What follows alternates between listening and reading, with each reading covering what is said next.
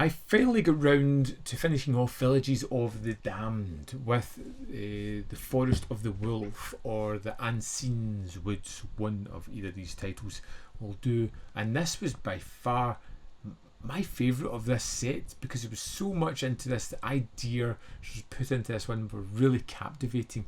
It's the story about Benito, a man at the start who is traumatised with some images, who has this kind of attack, a seizure, and we kind of jump to him later in life. He's kind of a wandering salesman travelling from town to town, just peddling his wares. He knows everybody and everybody seems to know him, and he seems to have a great relationship with most people.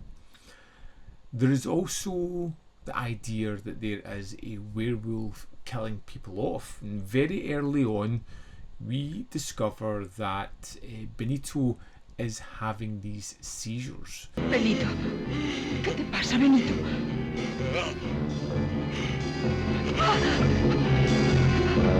Something is overtaking him. He starts to fit, and in this rage he is killing people. Now, it never comes out and says that he's turning into a werewolf. There is just an idea that we have a serial killer who has these fits that's causing him to lash out to anybody that's near him.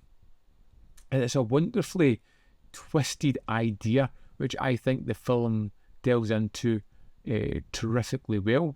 As we watch Benito go around peddling his wares, you get the idea that he knows what's going on. He knows what he's doing. He is a little bit ashamed of it, but he is definitely compelled to kill.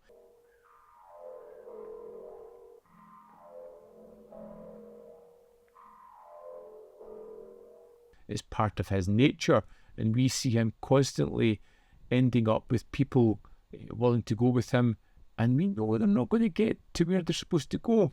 And it's watching this character who is deeply flawed, who is traumatised by some childhood trauma, who is struggling to deal with everything that's going on, and is just a bad person.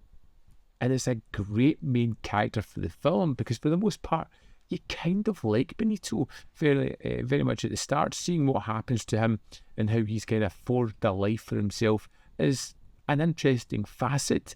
We have these wonderful production values of these towns and places that he wanders into, the people that he meets, how he can build a level of trust with people so that he is facilitating things for them. He knows when to keep on somebody's good side, and he knows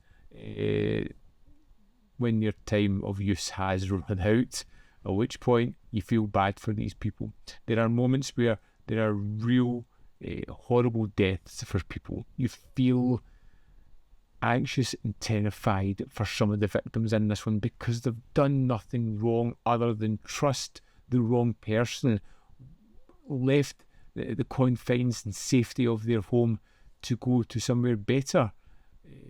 Unbeknownst to them, they're going with someone who's going to do them some real harm along the way.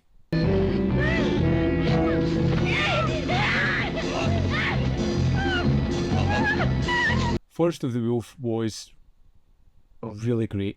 It was a real surprise. I loved the production values here. I loved the character of Benito. I loved the subtext that was going on.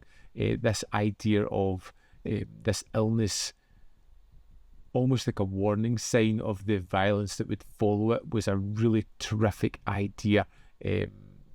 Definitely my favourite of this set, and this set was pretty solid all the way around. I enjoyed all three of the films, but that one was, for me, far and away the best one. I would love to know your thoughts on The Forest of the Wolf if you've seen it.